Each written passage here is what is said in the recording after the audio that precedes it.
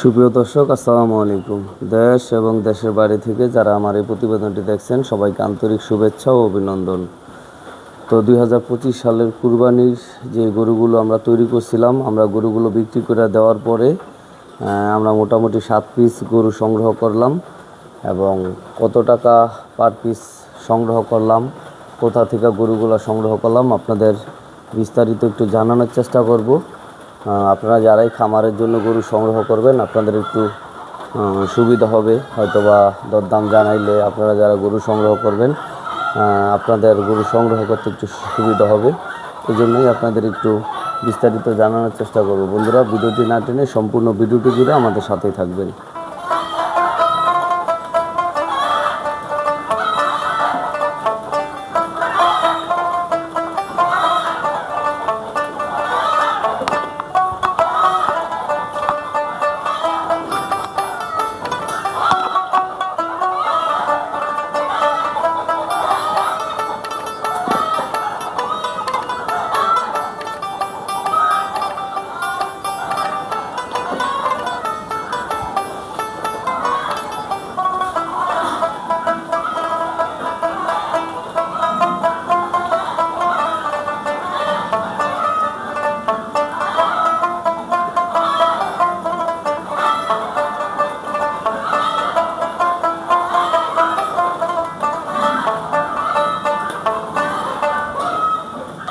তো বন্ধুরা, এই প্রথমত যে গরুটি আপনাদের দেখাচ্ছি, এই গরুটি এই গরুগুলো কিন্তু আমরা সংগ্রহ করছিলাম কুরবানি ঈদের যে লোকাল হাট ছিল সেই হাটে থেকে। এখন অনেকেই বলবেন যে ভাই, কুরবানিতে তো গরুর দাম বেশি গেছে, তো আপনি তো বেশি দাম দিয়ে গরু কিনছেন। তো জি না ভাই, বৃহস্পতিবার দিন দুপুরবেলা বাজারটা একটু কম ছিল, ওই বাজারেই আমি গরু সংগ্রহ করছিলাম। তো এই যে গরুটি আপনারা দেখতে পাচ্ছেন, এই গরুটি আমি সব গরুওয়ালাকে দিয়েছিলাম 81,000 টাকা। আর যে হাট থেকে সংগ্রহ করেছিলাম, ওই হাটটি আমার ভাই বেড়াদার এই ডাক নিয়েছিল, ইজারা নিয়েছিল। তো আমি 1,000 টাকা করে গরু প্রতি হাসিল দিছিলাম আর কি। তো আমি 81,000 টাকা গরুওয়ালাকে দিয়েছিলাম, আর 1,000 টাকা হাসিল বাবদ, আর হচ্ছে আপনার 500 টাকা গাড়ি ভাড়া বাসায় মানে এনেছি, তাতে পড়ছে। তো আমি আপনাদের সবগুলো আলাদা আলাদা রেট বলে তারপরে গড়ে কত পড়ছে আমি সেটা একটু জানানোর চেষ্টা করব বন্ধুরা। আর এটার পাশে যে গরুটি দেখতে পাচ্ছেন, এই গরুটি খুবই ভালো পার্সেন্টেজের একটি গরু। ওর দেখুন গলকম্বল, ওর ফিজিয়ানের সাথে সম্ভবত শাহিওয়ালার সাথে বিট করা আছে। তো মাশাল্লাহ, এটা খুবই সুন্দর একটি গরু। তো এটা গরুওয়ালাকে দিয়েছিলাম 83,000 টাকা। ওর পার্সেন্টেজটা ভালো দেখে ওর একটু বেশি দাম দিয়ে নিছি। গরুওয়ালাকে দিয়েছিলাম 83,000, তারপর হাসিল আর গাড়ি ভাড়া অ্যাড হয়েছে। আর এই যে গরুটি, এই গরুটি এক মুরব্বী চাচা ছিল। তো এটা কিন্তু 2 দাঁতের একটি গরু। এটা এক মুরব্বী চাচা দেখি নিয়ে বসে রয়েছে, বিক্রি করতে পারে না। তো চাচারে বললাম যে চাচা, চুপ করে জিজ্ঞাসা করলাম যে এটা কত টাকা রাখবেন। তো চাচা বললো যে বাবা 90,000 টাকা দাম বলছে। তারপর চাচাকে আমি বললাম যে এখন কত টাকা বলে। তো চাচা আমাকে বলল যে বাবা এখন 80,000 টাকা বলতেছে। তো আমি বললাম যে 80,000 টাকা বলছে সে হয়তো বাজারে নাই, চলে গেছে গরু কিনা, এখন আমি কত দিব? বললো বাবা তুমি দাও।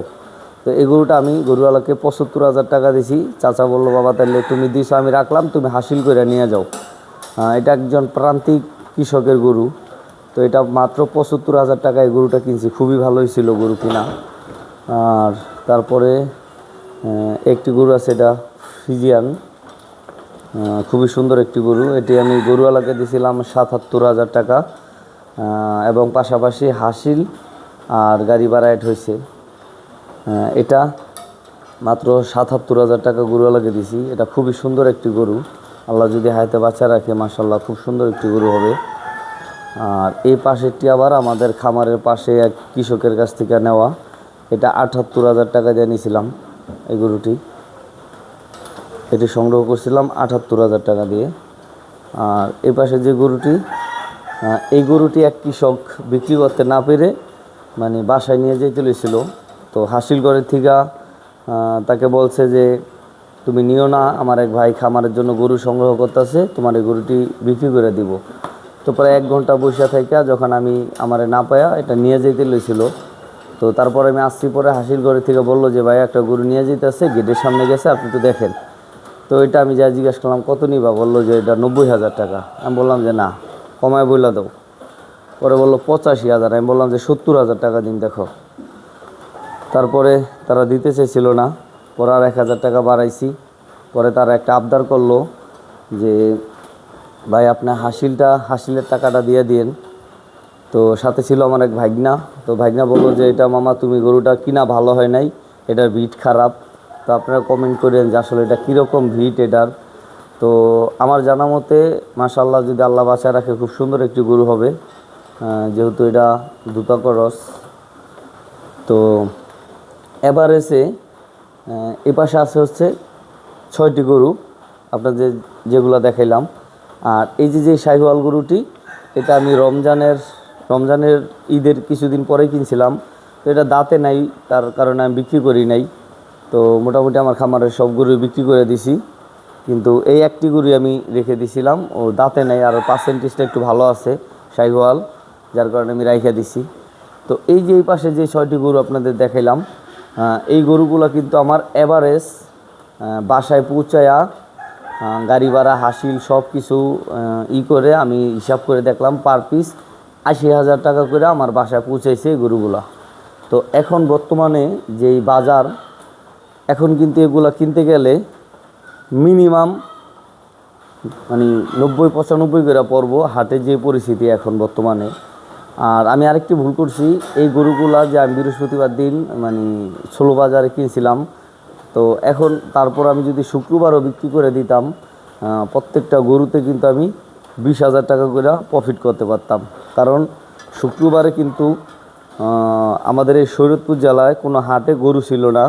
তো আমি এই গরুগুলা যদি বিক্রি করতাম, মোট আমার খামারে 60টি গরু আছে, মিনিমাম 1,40,000 টাকা প্রফিট করতে পারতাম। তো একটা জিনিস চিন্তা করলাম যে এখানে অনেক গরু দাঁতে নাই, মানে যাই না শুনি না একটা অদাতিল গরু কুরবানির জন্য বিক্রি করব, এই যে সব জিনিসগুলো বিবেচনা করে মানে আমার কাছে বিষয়টা ভালো লাগে নাই। তো বন্ধুরা, আপনারা যারাই খামারের জন্য গরু সংগ্রহ করবেন, এখন বর্তমানে কিন্তু আমরা কোনো গরু সংগ্রহ করতেছি না। আর বিশেষ করে খামারি বাইরে এখন গরু সংগ্রহ না করাই ভালো। এখন যারা প্রান্তিক কৃষক আছেন, সবাই চিন্তা করবো যে টাকা থাকলে ভেঙে খেয়ে ফেলবো, তার চাইতে আমরা দিয়ে একটা গরু কিনে মানে ঘরে রেখে দিই। তো যার কারণে এখন তাদের একটু সুযোগ দেন, তারা গরু সংগ্রহ করুক। আমরা ইনশাআল্লাহ হয়তো 1 মাস গ্যাপ থাকুক, 1 মাস পরে গরু ক্রয় করব। তো আমি এই গরু কটা কিনেছিলাম এই কারণেই যে খামারে রাখালে তো অবশ্যই বেতন দিতে হবে, যার কারণে আমি চিন্তা করছিলাম যে মোটামুটি কিছু গরু কিনে দিই। তো আমি একটা জিনিস ভুল করছি, সেদিন আরও কিছু গরু কিনা লাগতো, মোটামুটি টাকাও ছিল সাথে, কিন্তু গরু কিনি নাই। তো ওদিন যদি আরও 5-7টা গরু কিনতাম হয়তো ভালো হতো। তো আপনারা কমেন্টে অবশ্যই জানাইবেন যে এই গরুগুলা কিনা কীরকম হলো, হ্যাঁ, এবং গরুগুলার যেই ভিট, এটা তো আপনারা দেখলেন যে এটি জাতমান কেমন হবে, একটু কমেন্ট করেন, ঠিক আছে। আর সবাই আমাদের মিডিয়াগুলোর জন্য দোয়া করেন, আমরা এই খামারের জন্য আর মোটামুটি মাসখানির ভিতরে গরু সংগ্রহ শুরু করে দেবো ইনশাল্লাহ। তো সবাই অনেক বেশি ভালো থাকবেন। আল্লাহ হাফেজ, আসসালামু আলাইকুম।